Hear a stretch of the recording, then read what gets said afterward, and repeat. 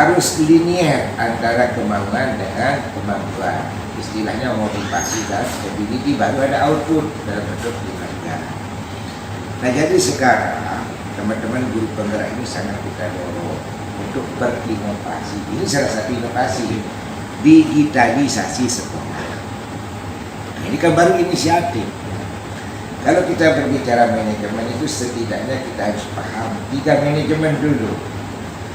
Manajemen of function, fungsi-fungsi manajemen. Apa itu di sana? Kemudian manajemen dan aspek personality. Apa yang harus kita pahami? Kemudian kita paham juga ada profesionalisme manajemen atau self profesionalisme. Pengembangan diri ini juga butuh manajemen. Nah, tapi penekanannya sekarang karena Anda mau berjuang, maka setidaknya harus paham dulu manajemen of function, fungsi-fungsi manajemen itu. Nah, sekarang untuk bisa ini jalan, kan ini baru inisiatif, kemauan. Inisiatif ini akan terwujud pertama kali harus ada plan, perencanaannya kayak apa. Nah, nanti di dalam proposalnya ini setidaknya bisa menggambarkan dulu perencanaan jangka pendek. Nah, mungkin tiap-tiap kecamatan yang didigitalisasi TK itu berapa, mungkin 1 dulu, SD itu mungkin 1 dulu, SMP 1 dulu. Itu kan dengan harapan nanti bisa memberikan nilai IBAS kepada sekolah-sekolah yang lain. Nah, artinya nilai IBAS ini mempengaruhi, kan begitu. Nah, sambil kita berjalan jangka menengah. Jangka menengah itu kan 5 tahun. Tetapi jangka pendeknya dulu, karena Anda akan mau berbuat tahun depan. Plannya 2. SD mana yang ditunjuk untuk SD? Apa dasar Anda menunjuk SD? Harus jelas juga, tidak sembarang comot. Harus Anda membuat analisis, karena plan itu tidak boleh kita gagal total. Ya tidak mungkin kita berhasil 100%. Tapi jangan sampai gagal total. Ini dari aspek plan. Nah, kemudian TK berapa? Apa dasar TK ini diambil? SMP di kecamatan ini diambil 1. Apa dasar? Kita harus punya pemetaan tentang itu dan analisis yang tajam. Karena ini adalah kita memulai dengan harapan jangka pendek, jangka menengah, jangka panjang. Setidaknya guru penggerak ini akan mampu memberikan bisa memberikan suatu dorongan.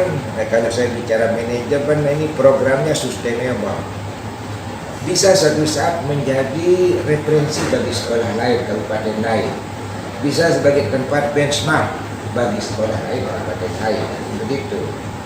Nah, kalau bahasa syariahnya ini bagaimana nanti program atau digitalisasi sekolah ini setidaknya bisa menjadi tablik, menyampaikan sesuatu yang baik, menjelaskan. Tablik itu kan tidak mesti orang ngomong, tapi jadi contoh juga tablik, jadi referensi bagi orang lain atau sebagai tempat belajar bagi orang lain. Nah, ini dari segi plan ini tentu guru penggerak ini dalam rangka menjalankan ini, apakah Anda sendiri yang akan bergerak? Tentu ada satu kapasitas di situ yang berjalan buat tim. Mungkin tim karena ini mengawali bisa saja dalam satu kecamatan, tetapi bisa saja Anda mengakomodir sekian guru TK, sekian guru SD, sekian guru SMP, seluruh kecamatan, karena Anda akan melakukan uji coba ini atau sebuah pilot proyek ya, yang sekarangnya Lombok Barat. Ini inisiatif dan plan. Nah, kemudian kalau sudah plan itu harus Anda mampu menggambarkan. Dari plan itu eksekutifnya kayak apa? Eksekutif itu proses secara teknis ya, secara praktis nanti kayak apa. Disitulah akan tergambar pembiayaan itu. Dari plan, kemudian eksekut atau proses ya. Proses itu setidaknya Anda akan bisa memberikan di situ ini yang harus dibeli, ini jam kerjanya, ini bentuknya, peralatannya ini dan sebagainya. Maka di situ akan lahir nanti namanya daftar kebutuhan. Nah, dari daftar kebutuhan itu Anda punya spek dan sebagainya.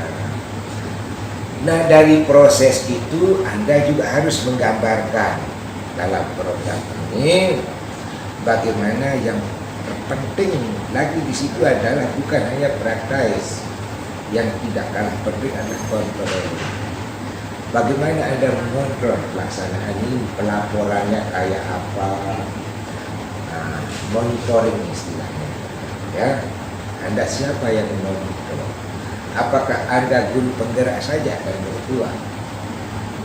Kan butuh juga orang di atas yang artinya dinas juga harus terlibat, tentu bidang-bidang yang terkait. Baru ada improvement, kita akan bisa melakukan suatu perubahan. Gambarkan perubahan improvnya kayak apa, nantinya akan berjalan bagus. Kira-kira itu karena belum dilaksanakan, evaluasinya kayak apa nanti. Kita tidak akan melakukan refleksi karena kita belum berpeluang. Kira-kira itu.